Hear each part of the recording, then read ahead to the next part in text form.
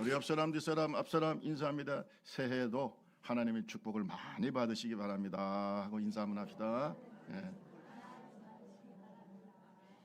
하나님이 축복하시면 안 되어지는 게 되어지고 막힌 게 열리고 하나님의 축복은 기적같이도 임합니다.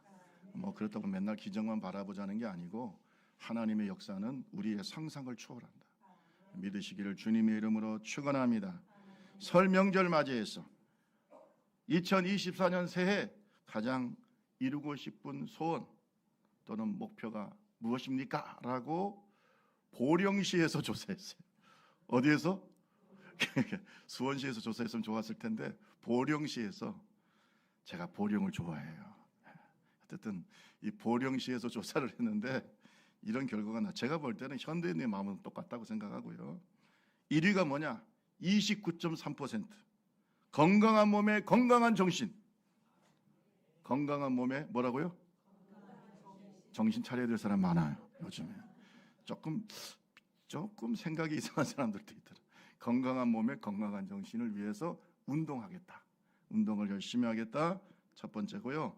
두 번째는 직장이나 또 사업에서 성공하는 거. 그죠? 직장과 사업에서 성공하는 거. 두 번째. 세 번째. 이게 저한테도 좀 찔리는 말인데, 다이어트. 몸매 관리. 저도 열심히 하려고 하는데 그게 참 쉽지는 않더라고요. 그래서 여러분, 이게 우리나라 사람들이 대부분 건강에 관심이 제일 많은 것 같아요. 물질의 복도 있지만 건강. 그 다음에 보면은 4위가 뭐냐면 재택 성공, 5위가 가족 행복, 6위가 자기 개발, 7위가 연애 결혼, 이렇게 쭉 가더라고요. 그러니까 이걸 한마디로 얘기하면 따라합시다. 복 주세요. 이거예요. 한마디로 복복자예요. 이게 그러니까 우리가 오복이라는 얘기도 합니다만은 하여튼 이 복이 재물의 복, 건강의 복, 아멘, 자손의 복, 가정의 복, 그죠? 이 복을 구하는 거예요. 그런데 물어봅시다. 이 복은 누가 주십니까? 그걸 알아야 돼요. 그걸 알아야 돼요. 자꾸 우리는 다른 것에서 뭔가 복이 오는 걸로 생각하는데 조상 묘자리를 잘 써가지고 복이 온다. 그래서 지금도 가서 조상 제사 지내고 하잖아요. 묘자리 잘못 썼다, 제사 잘못 드렸다. 여러분, 그거는 그냥 자기 생각이에요. 그게 아닙니다. 복은 하나님이 주시는 거다. 따라합시다. 하나님은 복의 근원이시다. 복의 근원 강림하사 찬송하게 하소. 우리 아버지가 맨날 가족들이 모였을 때 이거 불렀어요. 찬송가 28절. 복의 근원 강림하사. 그러더니 우리 가정이 복을 받았어요. 크게 물질적인 복보다는, 목회자가 다 나왔잖아요. 오남매가 다 목회자야. 그래요. 아멘 안 하시려면 그게 복이라고 생각해요. 제가 볼 땐 제일 큰 복이에요. 장로 가정에서 목회자가 나왔다는. 거기에다가 우리 작은 아버지도 목사예요. 누군지 아시죠? 참. 그렇죠. 이게 이것보다 더 큰 복은 어디 있습니까? 근데 맨날 복의 근원 강림하사. 밥상머리에 앉아서 계속 복의 근원 강림하사. 여러분, 하나님이 복의 근원이에요. 지나고 나면 그게 더 뚜렷해지는 거예요. 여러분, 타락한 이스라엘을 향해서 하나님이 너희들이 정말 잘못 생각하고 있고, 그리고 그 교만함과 그 잘못된 그 영적인 오류에 대해서 우리 하나님께서 명확하게 예레미야 선지자를 통해서 지적한 말씀이 있어요. 이 말씀 꼭 기억하셔야 돼요. 그러니까 이 예레미야 선지자는 이스라엘이 망할 때, 예루살렘이 망할 때 마지막으로 예언했던 선지자인데, 이 예루살렘이 망가는 걸 보니까 이 말씀이 너무 옳다는 거예요. 여러분, 신앙생활 길게 합시다. 길게 봐야 돼요. 지금 이게 잘 되고 이게 중요하지 않아. 길게 보라. 이게 예루살렘에 대해서 계속해서 하나님이 선지자를 보내서 경고하시고 안 들어요. 그냥 여전히 잘 될 것 같고 좋을 것 같고, 그게 무슨 하나님 안 믿어도 자기가 복 받는 것, 천만의 말씀이에요. 그래서 예레미야 2장 13절에 보면 하나님께서 이스라엘 백성들의 교만함과 그들의 잘못된 영적인 오류에 대해서 지적하셨어요. 자, 우리 한번 볼까요? 우리 예레미야 2장 13절 같이 한번 읽어볼까요? 시작. 내 백성이 두 가지 악을 행하였나니 그들이 생수의 근원되는 나를 버린 것과 스스로 웅덩이를 판 것인데 그것은 그 물을 가두지 못할 터진 웅덩이. 와, 나는 이 말씀을 읽을 때마다 너무 명확한 거예요. 여러분, 이스라엘에서는요, 이 웅덩이 있잖아요, 우물. 예? 이게 엄청나게 중요합니다. 왜냐하면 물이 귀한데요. 이게 모든 축복과 생명의 뭐예요? 근원이야, 근원. 그런데 하나님께서 말하기를 이 생수의 근원이 누구라는 거예요? 나. 따라합시다. 생수의 근원인, 축복의 근원인 나를 버렸다. 이게 이스라엘의 멸망 첫 번째 이유. 두 번째는 뭐냐면 너를 위해서. 여러분, 우상 숭배는 다 자기를 위해서 하는 거예요. 너를 위해서 터진 웅덩이를 만들었어. 터진 웅덩이야. 여러분 잘 들으세요. 조상섬이 다 터진 웅덩이에요. 터진 웅덩이는 아무리 거기에다 물을 집어넣어도 어떻게 해요? 깨진 독처럼 계속 물이 새버리는 거예요. 여러분, 아무리 노력해도 안 되는 게 있는 거예요. 여러분, 우리 대한민국 사람들만큼 부지런한 사람들이 어디 있어요? 제가요, 외국에서 생활을 해보니까 우리나라 사람처럼 부지런한 민족은 없어요. 제가 미국에도 있어봤고, 동남아에도 있어봤고 다 있어봤는데 우리나라 사람처럼 이렇게 부지런하게 사실은 일벌레고요. 일벌레를 넘어서서 일기계야. 이게 뭐 기계지 이게 무슨 새벽 4시 5시 되면요. 제가 옛날 서울에서 목회할 때 보면은 말이죠. 그 가락시장 가는 버스가 있는데 새벽 4시만 돼 꽉 찹니다. 세상에. 그 새벽기도 제가 갈 때를 쭉 그 교회를 향해서 걸어가면은 말이죠. 거기에 막 그냥 가락시장 가는 차들이요 매 터져요 사람들이. 아니 그렇게 열심히 인생을 사는 사람이 어디 있어? 그래도 안 되는 거예요. 그래도 안 되는 거예요. 노력만 갖고 됩니까? 우리 옆 사람하고 얘기하세요. 노력만 갖고 되는 게 아니라 하나님이 축복하셔야 됩니다. 시작. 자르지 말고 처음부터 끝까지 해야지. 왜 중간에 잘라? 자르지 말고 노력만 갖고 되는 것이 아니라 하나님 축복하셔야 돼. 끝까지 시작. 노력만 갖고 될 것 같으면 세상 실패할 사람이 어디 있겠어? 행운이 아니에요. 하나님의 축복이야. 만약에 여러분이 하나님을 안 믿어도 잘 되면 그거는 터진 웅덩이입니다. 아무 의미가 없어요. 예? 하나님께서 생수의 근원, 축복의 근원. 예? 그래서 하나님이 복을 주셔야 되는 거예요. 예? 성경에 보면 하나님이 주시는 온전한 복을 말씀하고 있어요. 창세기 49장 25절에 보면 야곱이 기도하는 가운데 요셉에게 하나님이 이 축복, 이 perfect blessing, 온전한 축복이 임하기를 원한다 이렇게 얘기를 했어요. 창세기 49장 25절에 보면 네 하나님, 내 아버지 하나님으로 말미암아 그가 너를 도우실 것이요 전능자로 말미암나니 그가 내게 복을 주실 것이라. 위로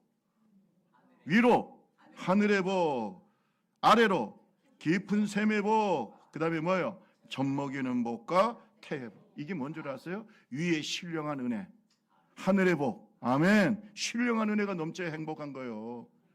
제가 이번에 한국실천신학교에서 발제를 하나 하는 게 있어요. 발표를 하는데 그 중에 인간의 욕구의 단계를 얘기했어요. 아브라함 마슬로라고 하는 유명한 인본주의 심리학자가 인간은 욕구가 충족돼야 행복하다. 그래가지고 욕구의 한 7단계를 얘기합니다. 제일 먼저가 제일 밑에가 생존의 욕구입니다. 사람은 물을 먹어야 되고요. 그다음에 음식을 먹어야 되고 잠을 자야 되고요. 예, 그다음에 뭐 또 여러 욕구가 있잖아요. 기본적으로 이걸 사람의 생존의 욕구. 이게 만족이 돼야 행복한 거예요. 여러분 고문할 때 보면 사람을 재워요, 안 재워요? 그러니까 수면의 욕구, 이 욕구를 딱 제한하면 사람이 못 살아요. 그 다 불게 돼 있어. 옛날에 보면 안 재우잖아요. 또 안 먹여, 아시죠? 이게 인간의 기본적인 욕구를 제한함으로 말미암아 고통을 주는 거예요.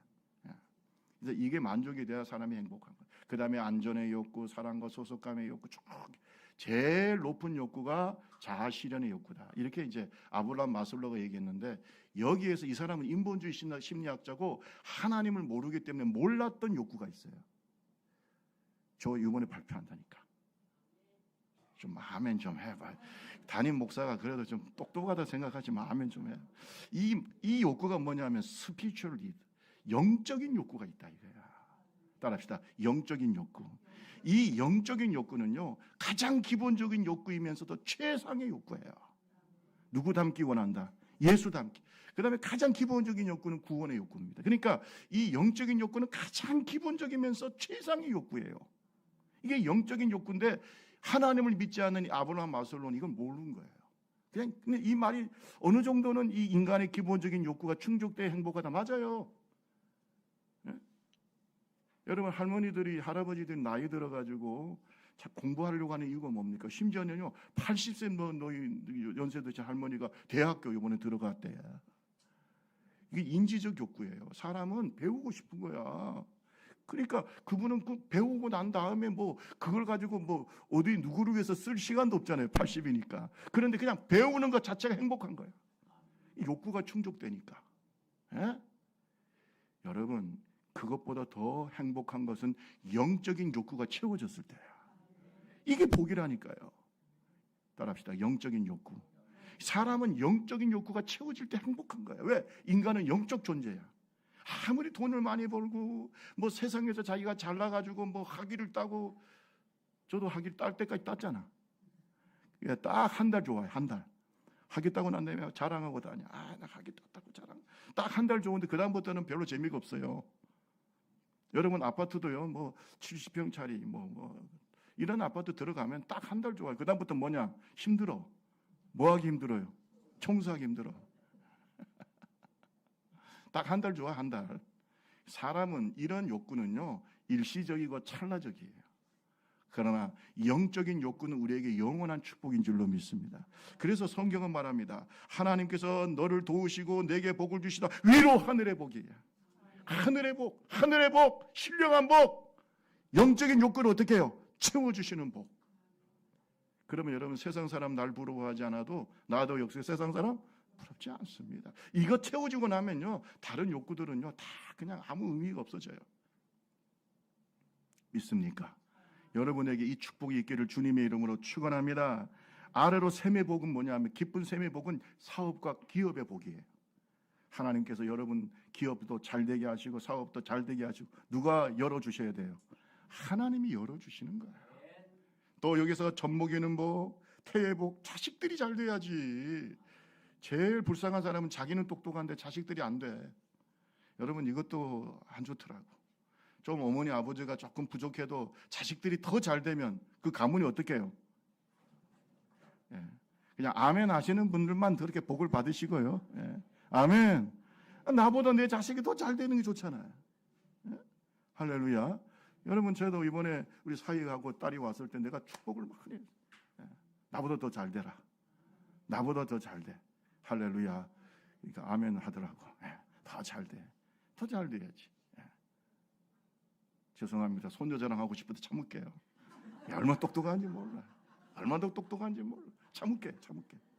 내가 볼 때는 자기 아빠보다 낫고 엄마보다 낫고 할아버지 할머니보다 나아. 근데 내가 그 얘기를 참아 못하겠어요. 왜냐하면 이 사람들 다 내가 밥을 살라고 하니까 이게 자식 자랑하면 밥 사야 된다며. 손주 자랑. 밥을 제가 사기가 좀 힘드니까 여러분 자식들이 잘 되는 게 복이에요. 여러분 이 복이 임하기를 바랍니다. 잘 들으세요. 복의 근원 되신 하나님께서 여러분에게 하늘의 복을 주시고 샘의 복을 주시고 젖먹이와 태의 복을 주시고 잘되고 형통한 한 해가 되시기를 주님의 이름으로 축원합니다. 주의 종이 말할 때 아멘하는 자에게 복이 임할지어다. 하나님이 복이 임하는 거예요. 하나님이 복의 근원이에요. 여러분 이 신명기서는요 이스라엘 백성들이 1세대가 출애굽을 했어요. 출애굽을 할 때 얼마나 큰 기적을 맛봅니까? 여러분 애굽 땅에서 10가지 재앙이 내리는 것도 봤어요. 장자가 죽는 것도 봤어요. 심지어는 바로의 아들까지 죽었습니다. 장자가. 이 엄청난 사건이 막 벌어졌어요. 예, 그리고 홍해도 어떻게 했어요? 육지같이 건넜어요. 세상에 물이 없어서 헤매는데 하나님께서 물도 주시고, 예, 그 다음에 뭐예요? 만나와 매출하게도 주시고 구름 기둥과 불 기둥. 여러분 1세대가 하나님을 경험한 건요 말할 수가 없어요. 여러분 광야 같은 세상에서 하나님을 경험해요. 고생할 때 하나님을 경험해요. 위기 때 하나님을 경험해요. 편안할 때 경험하는 것보다 위기 때 더 많이 경험해. 왜? 의지하니까. 하나님을 믿고 의지하니까. 그래서 이 1세대가 엄청나게 하나님의 능력을 경험해요. 그런데 이 사람들은 광야에서 다 소멸되고 여호수아 갈렙만 겨우 가나안 땅에 들어갑니다. 그리고 이 세대가 이제는 여호수아를 중심으로 해서 점점 성장해요. 여러분, 왜 하나님께서 1세대를 버리시고 2세대를 선택했을까? 애굽의 1세대, 나왔던 1세대는 다 광야에서 죽습니다. 그리고 2세대가 나중에 가나안 땅에 들어가는데 그 2세대를 위해서 주신 말씀이 이 신명기서예요. 왜냐하면 모세는 이미 나이 많고 이제 이스라엘 백성들이 하나님의 역사에 대해서 가물가물해. 그러니까 이 신명기서를 통해서 다시 한번 하나님의 역사와 말씀을 강조하는 것이 바로 이 신명기서예요. 따라합시다. 새 세대. 이 새 세대를 위해서 주신 말씀이다. 우리 좁은 길 교회 하나님의 종들에게 이 신명기 말씀이 축복이 되기를 바랍니다. 이 말씀은 정말 구세대가 아니라 신세대, 새 세대를 위해서 모세를 통해서 하나님이 주신 말씀이에요. 그런데 왜 1세대는 가나안 땅을 바라보기만 하고 왜 들어가지 못했을까라고 생각해 봐요. 왜 축복을 바라보기만 하고 들어가지를 못했을까? 축복의 땅을 바라보기만 하고 들어가지 못했을까? 저는요, 이것을 선택의 문제라고 보는 거예요. 무슨 문제? 선택. 항상 하나님은 우리에게 축복의 길과 저주의 길을 내놓았어요. 이게 신명기서에 나와 있잖아요. 축복의 길과 저주의 길. 그런데 이 1세대는 뭘 택했다고요? 저주의 길을 자꾸 택하는 거예요. 축복의 길을 택하지 않고. 지금도 똑같습니다. 하나님께서 우리의 인생 앞에 축복의 길과 저주의 길을 놓고 계셔요. 여러분, 우리 인간은 로봇가 아니에요. AI 잘 만들어진 프로그램이 아니에요. 인간은 하나님의 형상을 따른 하나님의 최고의 피조물인 줄로 믿습니다. 인격적 존재예요. 하나님은 우리에게 선택의 자유를 주셨어요. 그리고 그 선택에 대한 책임도 누가 져야 돼요? 자기가 지는 거예요. 여러분, 복받기 원합니다. 항상 우리 앞에 축복의 길과 저주의 길이 있어요. 여러분, 뭘 택해야 될까요? 축복을 택하셔야죠. 오늘 이 말씀이 우리에게 있기를 주님의 이름으로 축원합니다. 성경을 보면요, 하나님은 복 주시는 분이라고도 얘기하지만 또 한편으로는 질투하시는 하나님이라고 얘기하고 있어요. 따라합시다. 질투하시는 하나님. 복도 주시지만 질투하시는 하나님이라고 표현을 하고 있어요. 우리 6장 15절 말씀 보세요. 6장 15절. 자, 우리 같이 한번 읽어볼까요? 오늘 본문 말씀 위에 있어요. 6장 15절. 너희 중에 시작. 너희 중에 계신 너희 하나님 여호와는 질투하시는 하나님이신즉 너희의 하나님 여호와께서 내게 진노하사 너를 지면에서 멸절시킬까 두려워. 여러분 잘 보세요. 하나님은 축복의 하나님이에요. 앞에서 말씀드렸잖아요. 하늘의 복과 땅의 복, 샘의 복과 젖 먹이는 복과 태의 복, 하나님은 복 주시는 하나님인데 어떤 때는 하나님은 질투하시는 하나님으로 나타날 수 있다. 어떤 사람에게는 복 주시는 하나님, 어떠한 사람에게는 질투하시는 하나님. 여러분 잘 보세요. 복 주시는 하나님이나 질투하시는 하나님이나 기본은 뭐냐? 하나님은 사랑의 하나님이라는 거예요. 복 주시는 것도 하나님의 사랑이고 질투하시는 것도 뭐예요? 사랑이에요. 관심이 없으면 질투도 안 하죠. 그렇잖아요. 관심도 없는데 질투합니까?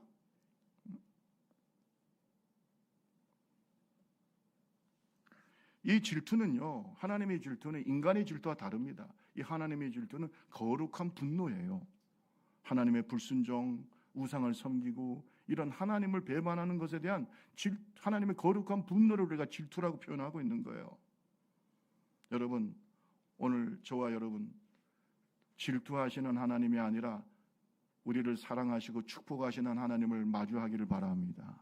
그 하나님과 동행해야 돼요. 질투하는 하나님 무섭습니다, 여러분. 무서워요. 여기서 그러니까 뭐라고 그랬어요? 멸절시킨다고 하잖아요. 멸절시켜요. 그래서 1세대가 못 들어간 거예요. 1세대는 축복의 하나님이 아니라 계속 질투하시는 하나님을 불러내는 거예요.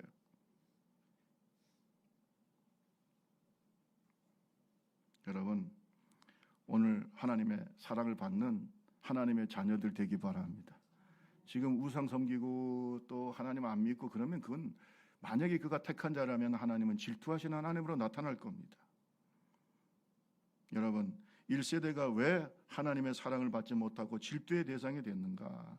그것이 바로 6장 16절이에요. 여러분 잘 보세요. 이거 이렇게 하면 우리는 하나님의 질투를 받게 돼요. 그러니까 사랑받으려면 이거 조심해야 됩니다. 6장 16절 다 같이 한번 읽어볼까? 다 같이 시작. 마사에서 시험한 것 같이 너희 하나님 여호와를 따라합시다. 하나님을 시험하지 말자. 자꾸 시험해요. 어떤 사람은 계속 하나님이 나와 함께 계시는가? 하나님이 정말로 축복하시는가? 하나님 날 도와주시는가? 하나님 정말 계속 하나님을 테스트해요. 계속 하나님을 시험해. 여러분 시험하는 그 마음은 어떠냐? 불신앙입니다. 믿음이 없는 거예요. 여러분 1세대가 얼마나 하나님께 복을 받았어? 얼마나 하나님의 능력이 나타났어?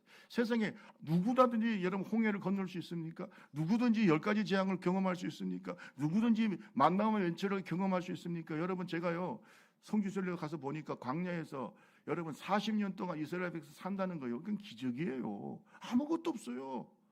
광야에서 어떻게 농사를 지을 수 있어요? 뭐 소를 키울 수 있어요? 양을 키울 수 있어요? 못해요.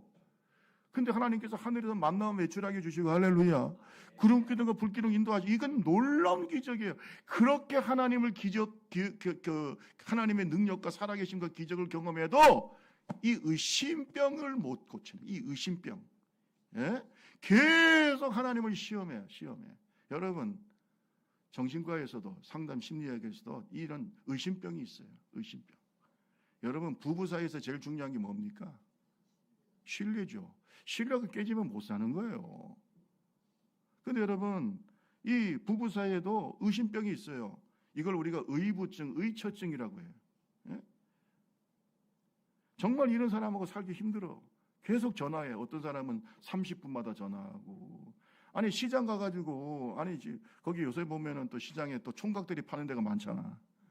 예. 젊은 총각들이 뭐 고기도 팔고 그죠?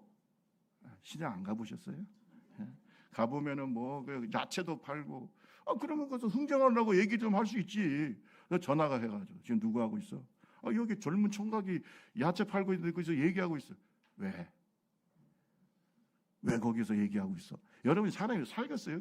30분마다 전화해가지고 확인하면 이걸 우리가 의처증이라고 하는 거야. 의부증도 마찬가지. 아니 거래처에서 누구를 만날 수도 있는 거지. 전화해가지고 누구하고 만났어? 뭐 하고 있어? 여러분 사람 살겠어요? 따라합시다. 믿어야 된다. 저는 우리 사모님이 1박 2일 가도 하나도 걱정 안 해요. 적어도 이름이 뭐예요? 이렇게 유명해도 전지현. 걱정 안 해요. 왜? 믿으니까. 우리 사모님도 내가 어디 가가지고 뭐 며칠씩 있어도요. 걱정도 안 해. 그러니까 어떤 때는 좀 서운하긴 하더라고. 예. 걱정도 안 해. 뭐 목사가 가가지고 뭐 하겠냐고. 걱정도 안 하는데. 좀 걱정도 좀 하면 좋을 텐데. 예. 걱정은 하시겠지. 여러분 부부 사이에 신뢰가 중요하죠. 이거 깨지면요 못 산다니까. 제가 이 의부증, 의처증에 대해서 이렇게 쭉 제가 한번 조사해 보니까 단순히 배우자를 의심하는 경향 이것만 얘기하는 게 아니고 전혀 없는 사실을 근거로 해가지고 배우자를 의심해요. 그런 일은 전혀 없는데 그걸 근거로 해가지고 계속 배우자를 의심해요. 여러분 이건 설명할 수도 증명할 수도 없는 일을 어떻게 하라는 거야? 없는 일을. 여러분 어떻게 살아? 하나님에 대해서도 제발 좀 의심병 버려요. 따라합시다. 하나님을 의심하고 시험하지 마라. 그렇게 능력을 보여주셨잖아. 홍해도 갈라졌잖아. 10가지 재앙도 보여줬잖아. 뭘 더 보여줘? 우리 옆 사람하고 얘기하세요. 뭘 더 보여줘야 됩니까? 시작. 저런 믿음을 가지고 어떻게 복을 받아? 여러분 그러니까 하나님 질투하시는 거예요. 여러분 이렇게 믿음이 없이 의심하면요 결국 어떻게 되냐? 우상 섬겨요. 마음이 우상을 만들어. 그리고 난 다음에 결국은 하나님의 질투를 불러일으키는 거예요. 저도 이렇게 신앙생활을 이렇게 쭉 하고 또 목회를 하다 보니까 어떤 사람은 이것 때문에 성장을 못해 영적으로. 예? 근데 그가 받은 은혜가 그가 받은 축복이 얼마나 큰지 몰라. 제가 들어보면은요 대단해요. 그런데도 계속 하나님을 시험해. 여러분 하나님 싫어하십니다. 하나님은 하나님을 의심하고 하나님을 시험하는 것보다 믿기를 원하시는 거예요. 믿으시면 아멘. 믿기를 원하시는 거예요. 믿으라는 거예요. 따라합시다. 믿으면 영광을 보리라. 마르다에게 하신 말씀이 네가 믿으면 하나님의 영광을 보리라. 믿지도 않으면서 뭐 어떻게? 여러분 12명의 정탐꾼을 바로 가나안 땅 남부 코앞에서 보내요. 12명이 여러분 12명의 정탐꾼을 보냈다는 것은 가나안 땅에 들어갈 날이 가깝다는 거예요. 이 12명의 정탐꾼을 보내. 가데스 바네아라고 하는 곳에서 보냅니다. 여러분 지도를 보면요 굉장히 가까워요. 이제는 가나안 땅에 들어갈 날만 남은 거예요. 그래서 12명의 정탐꾼을 보서 가나안 땅이 어떤 땅인지 모르니까 하나님이 정말로 축복한 땅인지 어떤 땅인지 가서 보고 오라는 거죠. 여러분 이거는 의심해서가 아니라 확인하기 위해서 모세가 보낸 거예요. 작전도 짜야 되니까. 그래서 요단강을 건너가지고 여리고성을 쫙 가나안 땅을 40일 동안 정탐해요. 그리고 12명의 정탐꾼이 와가지고 보고를 해요. 40일 후에. 근데 여러분 10명의 정탐꾼이 뭐라는 줄 아세요? 그 땅을 뭐 했다 그랬어요? 악평했어요. 아니 하나님이 주신 땅인데 그 땅은 너무나 살기 좋은 땅이고 젓갈 끓이는 땅이고 그런데 그 땅에는 지키고 있는 사람들이 거인들이야. 거인들이 지키고 있어. 성도 어떻게 해요? 대단히 튼튼해. 그 거인들이 볼 때 우리는 뭐라고요? 여러분 잘 들으세요. 의심병에 걸리면은 자기가 뭐가 되는 거예요? 메뚜기가 돼. 여러분 메뚜기하고 사람하고 싸우면 누가 이길까요? 아니 왜 하나님의 백성이 자기 자신에 대해서 메뚜기라고 하냐고요. 왜 메뚜기라고 해? 하나님의 거룩한 백성들이 한 번도 영적인 싸움에서 이스라엘 백성들이 광야에서 패한 적도 없고 심지어 그 강력한 바로 애굽의 바로 군대가 쳐들어왔을 때 그들을 다 수장시켰던 아멘. 그 이스라엘의 강한 하나님의 백성들이 하나님의 군대가 의심병에 딱 걸리니까 자기들이 뭐가 돼요? 이러니 뭘 싸우겠어요 여러분. 잘 들으세요. 이런 사람하고는 하나님이 함께하지 않습니다. 하나님은 그들을 질투하시는 거예요. 여러분 성경에 보면요 하나님께서 모세에게 뭐라는 줄 아세요? 야 저렇게 의심 많고 하나님을 계속 시험하는 자들을 내가 다 쓸어버리고 다 죽여버리고 너를 통해서 새로운 민족을 일으켰다 그랬어요. 오직 했으면 그렇겠어요. 의심하지 맙시다. 따라합시다. 의심하지 말고 믿읍시다. 언제까지 의심할 거야? 그렇게 하나님이 보여주셨는데 예? 언제까지 의심할 거냐? 예? 여기 있는 분들은 안 그래요. 근데 다른 교회 가면 있더라니까. 저기 가면 있어요. 그렇게 하나님이 축복하셨으면 이제 믿어야지. 예? 믿음이 없이는 하나님을 기쁘시게 못하는 하나님께 나아가는 자는 반드시 그가 계신 것과 자기를 찾는 자에게 뭘 주신다? 상 주시는 하나님을 믿어라. 히브리서의 말씀이 얘기하고 있어요. 믿으세요. 믿읍시다. 2024년도 축복의 하나님을 마주하려면 우리에게 믿음이 있어야 돼요. 그리고 하나님 정말 나와 함께 계시는가 의심이 되면 여러분 과거를 생각해 보세요. 내가 어떻게 하나님의 인도함을 받았는지, 어떻게 하나님의 인도함을 받았고, 어떻게 도우심을 받았고, 어떻게 기도 응답 받았고. 저는요 그것만 생각하면 하나님 부정할 수 없어요. 너무나 은혜가 크기 때문에. 여러분도 그렇죠? 여러분도 그렇잖아요. 그 하나님을 여러분 의심하지 마세요. 누구도 의심하는 거 싫어합니다. 저도 우리 사모님이 저를 계속 의심한다면 저는 정말 힘들 거예요. 그렇지 않겠어요? 여러분이 저를 의심해도 저는 못 살 것 같아요. 예? 여러분 관계가 유지가 되려면 신뢰해야 됩니다. 믿어야 됩니다. 특별히 그 관계 중에 가장 기본적이고 중요한 관계가 누구와의 관계입니까? 하나님과의 관계. 믿읍시다. 예, 이것이 바로 축복의 하나님을 만나는 비결입니다. 여러분 민수기 14장 11절 12절에 보면 이렇게 말씀하고 있습니다. 여러분 12명의 정탐꾼 중에 여호수아 갈렙만 들어갔어요. 왜? 믿음의 고백을 했고 나머지 10명과 이스라엘 백성들은 악평하고 믿지 못하고 그러니까 하나님께서 모세에게 하신 말씀이에요. 민수기 14장 11절 12절 말씀 우리 같이 한번 읽어봅시다. 시작. 여호와께서 모세에게 이르시되 이 백성이 어느 때까지 나를 멸시하겠느냐 내가 그들 중에 많은 이적을 행하였으나 어느 때까지 나를 믿지 않겠느냐 내가 전염병으로 그들을 쳐서 멸하고 내가 그들보다 크고 강한 나라를 이런 주님 이렇게 화내시는 거예요. 이건 하나님의 질투를 불러일으키는 거죠. 믿음이 없이는 하나님을 기쁘게 못합니다. 믿음 여러분 하나님을 믿으시기를 주님의 이름으로 축원합니다. 두 번째로 우리가 어떻게 하면 하나님의 복을 받을 수 복된 하나님의 사람이 될 수 있는가? 17절 18절 말씀 한번 읽어볼까요? 신명기 6장 17절 18절 다 같이 한번 읽어봅시다. 시작. 너희 하나님요 내게 명하신 명령과 증거와 규례를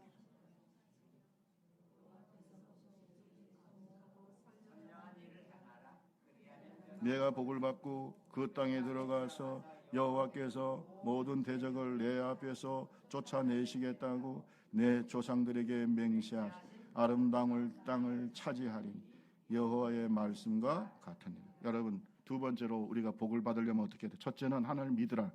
절대 시험하지 말고 믿으라. 두 번째는 하나님 앞에서 올바른 마음을 가져요. 따라합시다. 마음이 중요하다. 이 마음은 성전이 중요해요. 마음이 중요합니다. 여러분, 올바른 마음을 가진 사람은 무슨 마음이 있느냐? 내가 지금 하나님 앞에 서 있다고 하는 신전의식을 갖고 있어요.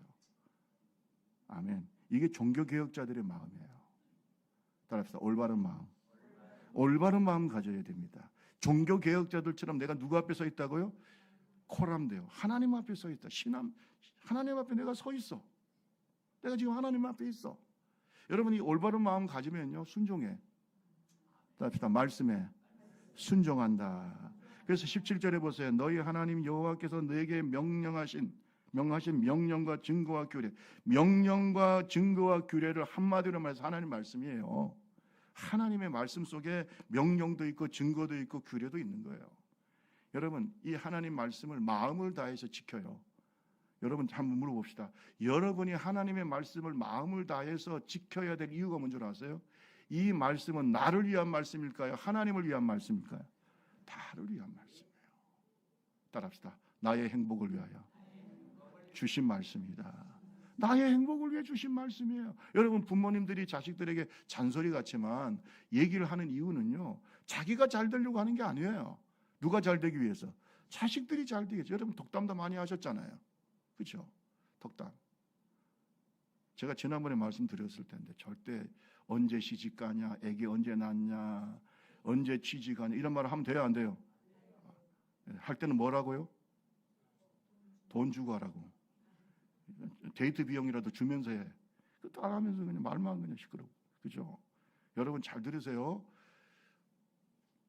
이런 얘기가 아니고 정말로 자식들을 생각해서 하는 얘기들은 잔소리 같지만 들으면 좋아요, 안 좋아요? 좋죠. 그게 복이에요. 여러분, 하나님이 우리에게 주신 말씀은 우리의 행복을 위한 말씀이에요. 성경에 나와 있잖아요. 우리 신명기 10장 13절 이거 한번 봅시다. 자, 내가 오늘 내 행복을 위하여 내게 명하는 여호와의 명령과 규례를 지킬 것이 아니냐. 내 뭘 위해서? 행복을. 여러분, 하나님 말씀 지키면요, 영혼도 잘 되고 범사도 잘 되고 강건해지는 거예요. 언제나 하나님이 기뻐하신. 그리고 그 속에는요, 정말로 육체의 건강과 이 땅에서 잘 되고 형통한 축복의 원리가 다 들어있어요.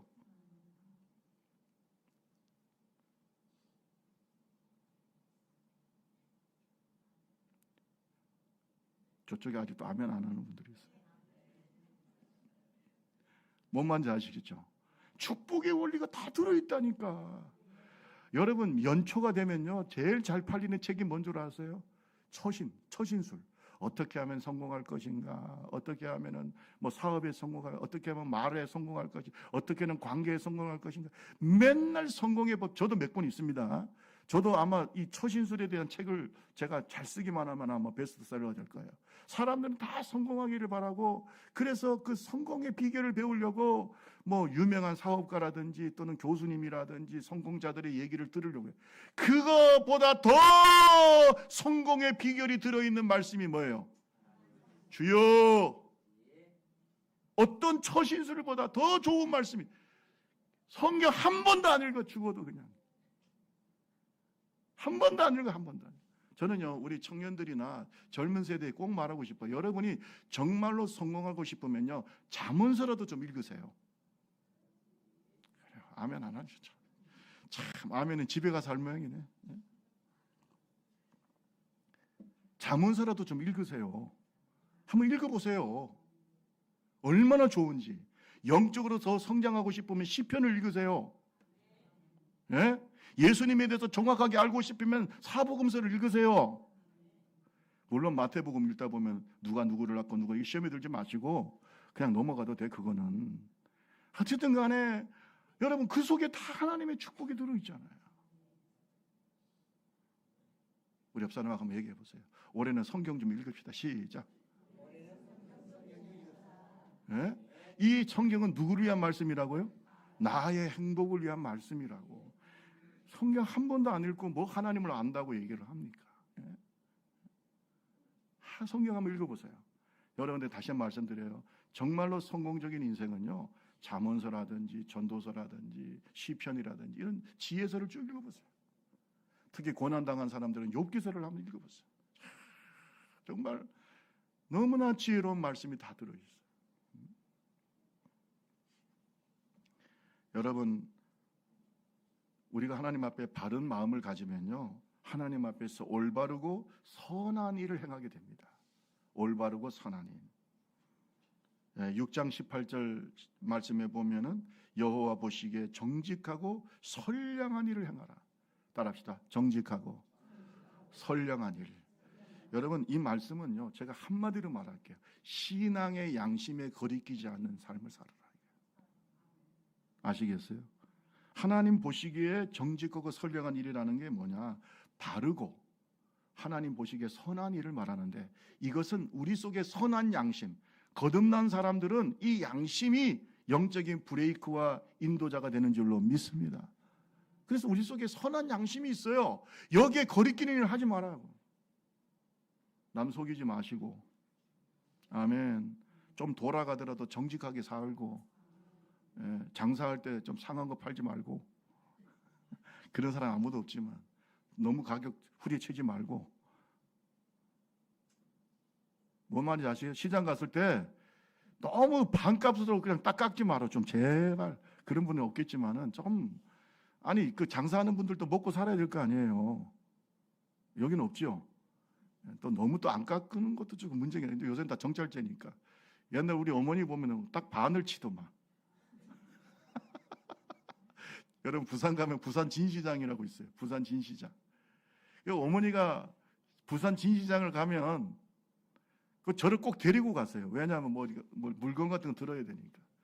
그 제가 가다가 옷이 좀 좋은 게 있어가지고 어머니 옷 좀 사주세요. 그러면 어머니 그 옷을 사라고, 옷을 사려고 부산 진시장을 다 돕니다. 그냥 한두 군데만 가면 될 텐데 그냥 옷집에 그냥 다 돌아요. 다 돌아. 그리고 난 다음에 흥정을 할 때 어떻게 하냐? 10만 원짜리 그러면 5만 원 딱 불러. 미치겠어. 미치겠어. 그래서 내가 나중에 어머니, 그건 너무한 거 아니에요. 5만 원이 뭡니까? 10만 원짜리 옷을 그래도 한 8만 원이나 이렇게 불러야지. 그러면 나보고 네가 지금 누구 편이냐? 야, 그런데 5만 원 딱 부르니까 6만 원에 살더만 사긴 사더만. 근데 그건 너무하죠. 여러분, 예수 믿는 사람들이 조금 좀 자비롭고 선한 마음이 있어야 돼요. 믿으시면 아멘. 정직해야 돼. 할렐루야. 정직. 이게 바로 뭐냐면 신앙의 양심에 거리끼지 말아야 된다. 따라합시다. 신앙의 양심에 거리끼지 말아야 된다. 이게 기독교 영성에서 보면 일상성과 역사성이라는 것이 우리 속에 신앙이 일상적인 삶 속에 드러나야 되는 거예요. 아멘. 세상에 뭐가 되어야 돼요? 빛과 소금이 되어야죠. 이게 선한 일이에요. 여러분 보세요. 베드로전서 3장 16절을 보면 베드로 사도가 말한 적이 있어요. 이렇게 뭐라고 얘기하고 있어요? 선한 양심을 가져라. 따라합시다. 선한 양심을 가져라. 선한 양심을 가져. 이는 그리스도 안에 있는 너희의 선행을 욕하는 자들로 그 비방하는 일에 부끄러움을 당하게 하려 함이라. 선한 양심을 가져. 여러분, 이것은 구원받은 양심. 아멘. 믿지 않는 자들의 양심이 아니에요. 믿는 자들의 양심은 성령이 주관하십니다. 그래서 여러분이 성경에는 이거 하라 하지 말라는 말이 뚜렷하게 없는 일도 있을 수 있어요. 그런데 기도하는데 자꾸 걸려. 그럼 하면 안 돼요. 아멘. 올해는 여러분이 하나님 앞에서 이렇게 정직하고 선한 일을, 선한 양심을 따라 살아가는 주의 종들이 되기 바랍니다. 그럼 누가 책임질까요? 하나님이 책임져요. 하나님 축복하세요. 조금 손해보는 것 같은데 나중에 보면요 전화위복이 돼요. 절대 손해 안 봅니다. 아멘, 아멘. 절대 손해 안 봐요. 그래서 예수 믿는 사람을 세상 사람이 믿는 거예요. 저 사람이 교회 장로다, 집사다, 그런 사람 믿어야 안 믿어요? 그 신뢰가 있는 거예요. 왜? 선한 양심을 따라하니까. 우리 아버지가 사업을 하실 때, 제가 뭐 사업을 크게 하셨으니까 잘 알죠. 어떻게 보면은요, 가서 뭐 그냥, 제가 보니까 뭐 가장 좋은 선물은 사과 박스다, 사과. 제가 가끔씩 그 사장님이나 방문할 때 저보고, 야, 저 사과 상자 하나 가지고 가라. 이렇게 제가 아버지 심부름으로 그 사과 박스를 들고 그 사장님 집에 가는데, 최고로 많이 그 사과 박스 안에 돈 드는 게 아니에요. 착각하실라. 거기에 뭐 10,000원짜리 쫙도 그거 아니에요. 그게 아니고 사과 상자 안에 진짜 뭐가 들어있어요. 진짜 사과가 들었어. 그래가지고 이제 사업할 때도 아버지가 저를 들고, 그걸 들고 가라고 이렇게 해서 이제 그 사장님 잠깐 방문하면 그 사과 상자 드리고 뭐 감사하다고 이렇게 얘기를 하고, 그거밖에 안 하셨어요. 뭐 구체적으로 저는 사업에 대해서는 잘 모르지만, 그런데도 계속 일이 끊어지지 않아. 왜냐하면 저 김 사장은 교회 장로기 때문에 맡기면은 절대로 거짓이 없다는 거죠. 그걸 제가 들은 적이 있어요. 여러분, 하나님 앞에서 선한 양심을 가지면 승리합니다. 절대 하나님이 책임집니다. 손해를 좀 봐도 괜찮아, 처음에는. 그러나 그것 때문에 하나님이 더 복을 주신다. 깨닫기를 주님의 이름으로 축원합니다. 그래서 성장한 기업이 바로 이랜드입니다. 이 이랜드 기업을 가만히 보면 이 선한 양심을 따라 사니까, 처음에는 손해보는 것 같았는데 하나님이 엄청 축복하셨어요. 지금은 대기업이 됐죠. 우리가 이런 선한 양심을 따라 사는 게 굉장히 중요하다. 마지막으로 한 말씀만 더 드릴게요. 따라합시다. 부지런하게 자녀들에게 가르쳐라. 참 이게 여러분, 영적인 전통이라는 것이요, 교육을 통해서 이루어지는 거예요. 이게 오늘 설 명절을 맞이해서 여러분 자녀들 같이 나와서 너무 감사하고요. 또 우리 교인들 중에 다른 또 지역으로 가신 분들도 많이 있지만은, 여러분 이 영적인 전통이 얼마나 중요한지 몰라. 가르칩시다. 우리 6장 6절에서 7절을 한번 봅시다. 자, 오늘 말씀에 6장 6절에서 7절. 신명기 6장 6절 7절. 오늘 시작. 오늘 내가 내게 명하는 이 말씀을 너는 마음에 새기고 내 자녀에게 부지런히 가르치며 집에 앉았을 때든지 길에 갈 때든지 누워 있을 때든지 일어날 때든지 이 말씀을 따라합시다. 부지런히 가르쳐라. 부지런히 듣든지 안 듣든지 말씀을 가르쳐야 돼요. 계속 가르쳐야 돼요. 왜냐하면 이것이 나중에 그의 세계관이 되고 가치관이 됩니다. 할렐루야. 말씀을 계속 가르쳐야 돼요. 말씀을 가르쳐야 돼요. 여러분, 오늘 본문에서도 6장 20절에 보면, 후일에 네 아들이 내게 묻기를 우리 하나님 여호와께서 명령하신 증거와 규례와 법도가 무슨 뜻입니까? 하거든 너희가 쭉 가르쳐라는 거예요. 아멘. 이러한 신앙적인 질문이나 영적인 질문에 대해서 잘 대답을 해줘요. 아멘. 이 영적인 교육을 통해서 신앙의 그런 전통이 계승이 되는 겁니다. 따라합시다. 교육을 통해서 믿음의 전통이 계승된다. 그거 꼭 기억하셔야 되고요. 그런데 이 신앙의 우리 믿음이 교육을 통해서 계승될 뿐만 아니라 그 축복도 계승되는 거예요. 아멘. 여러분과 제 세대에만 잘 되는 게 아니라 여러분 자손 대대로 잘 되기 바랍니다. 그러려면 말씀을 어떻게 부지런히 가르쳐야 돼요. 부지런히 가르쳐야 돼요. 우리 좁은길 교회가요, 뿌리 깊은 교회가 되기를 바라요. 계속해서 여러분 2대 3대 좀 아멘 좀 해보세요. 계속 자손들이 하나님의 교회를 지키고 발전시키고, 그래야죠. 얼마나 멋있어요. 우리 교회가 역사가 몇 년이에요? 벌써 70년이죠. 뭐 우여곡절이 있지만 이거 여러분 뿌리 깊은 나무예요. 얼마나 좋아. 좀 자랑스럽게 생각하실 거예요. 물론 지금은 뭐 여러 가지 뭐 우리 교회가 여러 가지 그 전에 여러 가지 어려움이 있고 지금은 또 다 성장하고 있어요. 여러분, 하나님의 교회가 뿌리 깊게 성장하는 것이 얼마나 중요한지 몰라요. 얼마나 중요한지. 이 믿음의 전통은 말씀을 가르치고 신앙을 가르치는 데서 시작된다. 할렐루야. 꼭 기억하시기를 바라고요. 그래서 우리가 하나님의 축복도 이 가르침을 통해서 계승된다는 걸 믿으시기를 주님의 이름으로 축원합니다. 출애굽기 20장 5절 말씀에 보면 그것들에게 절하지 말며 그것들을 섬기지 말라. 나 내 하나님 여호와는 질투하는 하나님이신즉 나를 미워하는 자의 죄를 갚되 아버지로부터 아들에게로 3, 4대까지 이르게 하거든요. 여러분, 하나님의 질투와 분노도 자식들에게 이어집니다. 그래서 여러분 절대 안 되죠. 그 다음에 6절에 보면 나를 사랑하고 내 계명을 지키는 자에게는 몇 대까지? 1000대까지 은혜예요. 이게 바로 영적인 전통의 계승이에요. 축복의 계승이에요. 이 축복이 여러분 자손 1000대까지 이어지기를 주님의 이름으로 축원합니다. 어떤 사람은 1000대를 또 계산하는 사람이 있어. 1000대라는 말은 그냥 영원히 계속된다는 거예요.